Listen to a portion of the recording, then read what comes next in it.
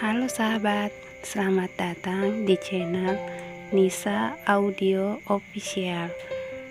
Jangan lupa setelah menonton, klik like, komen, dan subscribe ya. Terima kasih. Ayolah nak, kan gak mungkin calon keluarga malah ada yang mengganjal di hati. Bisa-bisa nanti malah keluarga Nisa merasa berat melepas Nisa karena merasa papamu tidak menyetujui pernikahan kalian. Jadi inilah saatnya buat papamu membuktikan semua perkataannya. Nasihat mama lembut. Ya udahlah, terserah mama, tapi mama yang harus mengatasi suami mama itu. Daniel gak mau sampai keluarga Nisa tersinggung, apalagi jika sikap papa masih saja tidak berubah, tegas Daniel. Iya nak, mama akan bicara tegas sama papamu kali ini, ucap mama, dan mereka pun mengakhiri panggilan. Brian, apa menurutmu papa tidak ada maksud lain kan? Tanya Daniel ambigu. Maksud lain bagaimana bos? Saya rasa Tuhan Besar tidak akan mengambil risiko itu, meskipun ini perusahaan warisan darinya. Tapi sekarang kan ini sudah jadi milik bos, dan karena bos, perusahaan ini berkembang pesat. Bisa jadi ini memang karena beliau dan Nyonya Ranti ingin berdamai dan meminta maaf secara tulus kepada keluarga Nisa, ungkap Brian pendapatnya. Itu lebih gawat jika pernikahan belum terjadi, lalu mereka mengungkapkan kebenaran, maka semua bisa kacau. Apa kamu pikir Nisa akan menerima saya, sedangkan papa saya penyebab dari semua penderitaan mereka? Bisa jadi itu hanya akal-akalan papa agar pernikahan kami batal dengan mengungkapkan semua kebenaran, duga Daniel niatan sang papa. Ya bos, tinggal telepon Tuhan Besar saja dan katakan untuk tidak macam-macam. Dan terserah bos saja mau ngomongnya gimana, asalkan papa bos tidak macam-macam, saran Brian. Kamu benar Brian, saya harus menelponnya sekarang, ujar Daniel. Daniel langsung menelpon sang papa, dia tidak ingin menunda lagi. Cukup lama sang papa baru mengangkat panggilan Daniel. Halo nak, ada apa? Tanya papa berusaha seramah mungkin. Apa alasan papa ingin ikut bersama-sama mengukur pakaian? Belum lagi papa mengajak tante Ranti. Apa nggak punya tujuan yang bakal mengacaukan pernikahan Daniel kan? Tanya Daniel dengan penekanan. Ya ampun, ya enggak lah nak, kamu ini pikirannya negatif banget. Kami cuma mau minta maaf saja, enggak lebih, jawab sang papa. Meminta maaf dalam hal apa? Kami itu artinya papa dan tante Ranti. Lah, tante Ranti bahkan belum menemui ibu dari Nisa semenjak rencana pernikahan ini ada. Lalu dia mau minta maaf untuk apa? Tanya Daniel tegas. Papa mau minta maaf atas kesalahan-kesalahan yang pernah papa dan tante Ranti, bu. Daniel langsung memotong sebelum sang papa melanjutkan. Buat kesalahan kalian yang lalu. Apa kalian pikir mereka akan begitu saja memaafkan? Dan papa pasti tahu itu bisa menjadi penyebab kegagalan pernikahan Daniel. Jangan-jangan memang itu tujuan papa yang selama ini tidak menyukai Nisa, ucap Daniel sedikit keras. Ya ampun Daniel, kenapa kamu selalu berpikir negatif? Bukan itu maksud papa. Kalau memang kamu tidak setuju, baiklah, kami akan pendam semuanya, bahkan sampai kami mati. Papa pikir kamu marah karena kamu ingin kami meminta maaf. Maaf jika papa salah, jika itu bukan maksud keinginanmu, jelas papa dengan nada menyesal. Kalau papa ingin Daniel tidak berpikir negatif, maka jangan katakan satu kata pun pada keluarga Nisa. Pendam dan bawa serta penyesalan kalian sampai mati. Jangan pernah mengikitnya. Tunjukkan penyesalan kalian dengan cara lain. Bersikap baiklah kepada mereka. Tebus kesalahan kalian dengan selalu bersikap baik dan menghormati mereka. Masalah menebus semua penderitaan mereka biar jadi urusan Daniel. Daniel akan buat mereka selalu bahagia. Itulah cara penebus kesalahan yang benar menurut Daniel. Jangan ungkit lagi penderitaan mereka. Cukup sampai di sini, tegas Daniel. Baiklah nak, apa kami perlu membatalkan janji hari ini juga? Tanya papa pasrah. Jangan bikin mama kecewa dan heran, jadi lanjutkan saja, asal jangan banyak bicara, sahut Daniel, dan mereka pun mengakhiri panggilan. Daniel memanggil Nisa untuk ke ruangannya agar Nisa sendiri yang mengabari tentang rencana mama. Entah kenapa mood Daniel menjadi sedikit kacau. Mungkin rasa kesal pada papanya masih teramat besar, hingga membuat jadi kehilangan mood baiknya hari ini. Tok tok tok. Masuk, perintah Daniel begitu mendengar suara ketukan. Ada apa? Bos memanggil saya, tanya Nisa begitu masuk ruangan. Kamu bisa tolong telepon ibu dan Randy, soal mama mau ajak ke butik buat mengukur pakaian buat acara nanti, pinta Daniel. Baik bos, pukul berapa mereka harus ke butik, tanya Nisa lagi. Saya nggak tahu, nanti saya tanya mama lagi. Tapi apa kamu nggak keberatan? Soalnya papa dan istri mudanya, yaitu Bunda Repan akan ikut.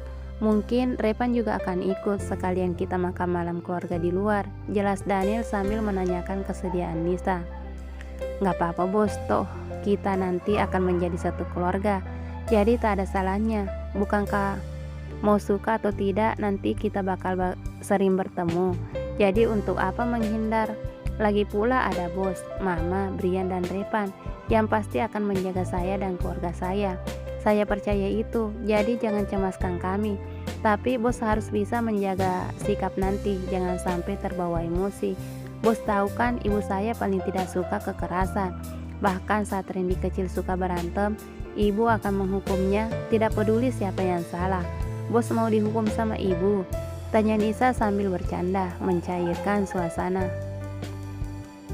Emang ibu kalau menghukum gimana? Apa nanti dijewer?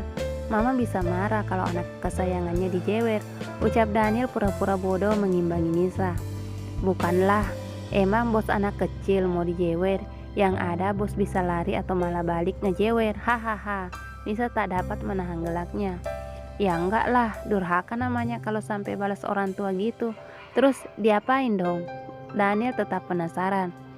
Tuh, tahu kalau balas orang tua itu durhaka. Jadi apapun perbuatan papa bos, jangan pernah sekalipun berniat untuk membalasnya. Ibu akan bawa saya pergi jauh sebagai hukuman buat bos, hehehe. Goda Nisa di sela nasihat yang diberikannya untuk sang bos. Kamu nih selalu bisa telak banget kalau ngomong. Dari nasihat terus ancaman yang seperti candaan.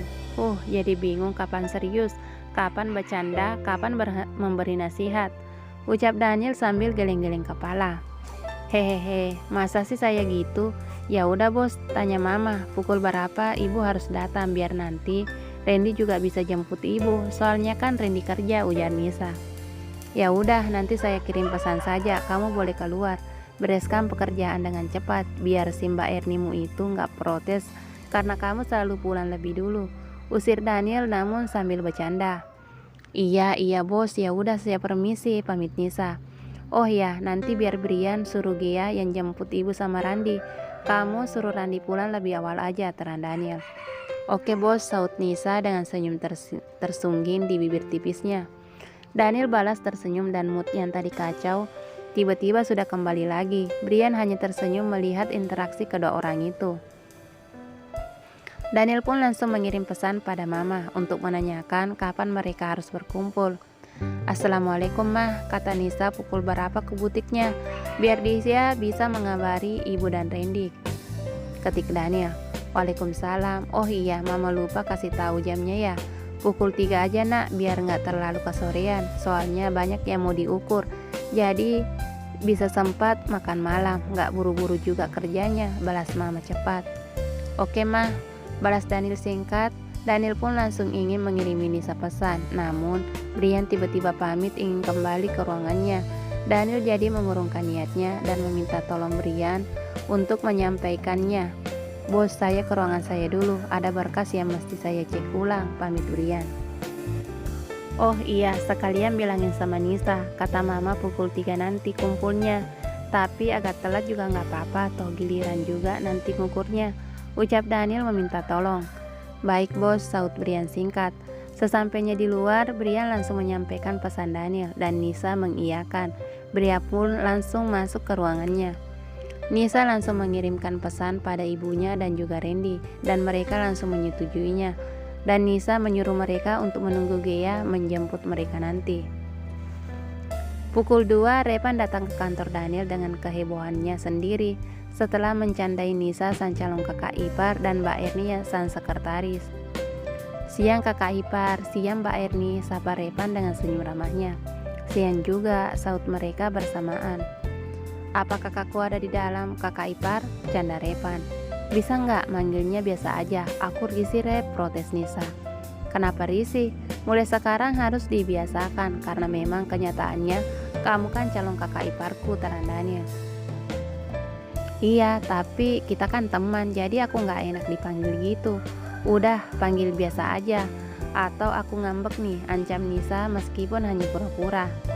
Iya deh, lihat tuh Mbak Erni yang cantik. Nisa orangnya ambekan, digituin aja ngambek, aduh Repan sambil memanyunkan bibirnya. Hehehe, kamu ngomongin orang, sendirinya tuh lihat bibir udah bisa diikat. Celetuk Mbak Erni dengan raut wajah gemas, seperti ingin menarik bibir Repan. Ih, di sini serem-serem amat sih. Udah aku masuk, kalian gak asik, ucap Repan sambil membalikan tubuhnya namun sambil tersenyum kecil. Repan pun mengetuk pintu ruang kakaknya dan langsung masuk. Begitu terdengar suara Daniel dengan santainya, dia langsung duduk di sofa ruang kerja Daniel. Kak, nanti disuruh mama ke butik ya, terus mau makan malam keluarga, tanya Repan acuh. Sampai-sampai membuat Daniel berpikir, apakah Repan tetap bisa bersikap begini jika tahu papa adalah papa kandungnya, hasil perselingkuhan bunda dan papanya. Dan papa juga bundanya lah penyebab Nisa dan keluarganya menderita, sedangkan dirinya saja begitu terpukul saat mengetahuinya. Kak, apa kakak tidak mendengarku, tanya Repan lagi. Iya, maaf kakak ngelamun. Ya udah, jam 3 nanti baru mau pergi, soalnya kan kami nggak ikut diukur karena udah duluan dan itu bukan di butik, jelas Daniel. Aku ikut mobil kakak aja ya, pinta Repan. Terus mobilmu gimana? Nanti pulang dari makan malam gimana? Besok juga mau kerja gimana? Udah pakai mobilmu sendiri, jelas Daniel memberikan pengertian. Iya ya udah nggak jadi ikutnya. Ngomong-ngomong, asisten galak kakak mana? Kok nggak kelihatan? Tanya Repan. Di saat bersamaan Brian muncul ke ruangan Daniel. Tuh, panjang umur orang yang kamu bilang galak, tunjuk Daniel. Siapa yang galak bos? Tanya Brian bingung. Kamulah, tuh Repan yang bilang. Aduh, Daniel membuat Brian langsung mendelik ke arah Repan. Enggak kok, cuma bercanda, asisten Brian yang ganteng selangit, rayu Repan. Pakai ngerayu segala, jelas-jelas tadi dia bilang kamu galak Brian. Daniel mengumpuri sambil senyum-senyum. Enggak kok asisten Brian, swear, cuma bercanda, ucap Repan cengengesan. Ya udah, siap-siap sana mau pergi, kita agak telat bentar, bilangin ke mama ya, pinta Daniel sambil mengusir sang adik. Ya udah deh, nanti aku bilangin, ucap Repan pasrah sambil beranjak dan meninggalkan ruangan Daniel.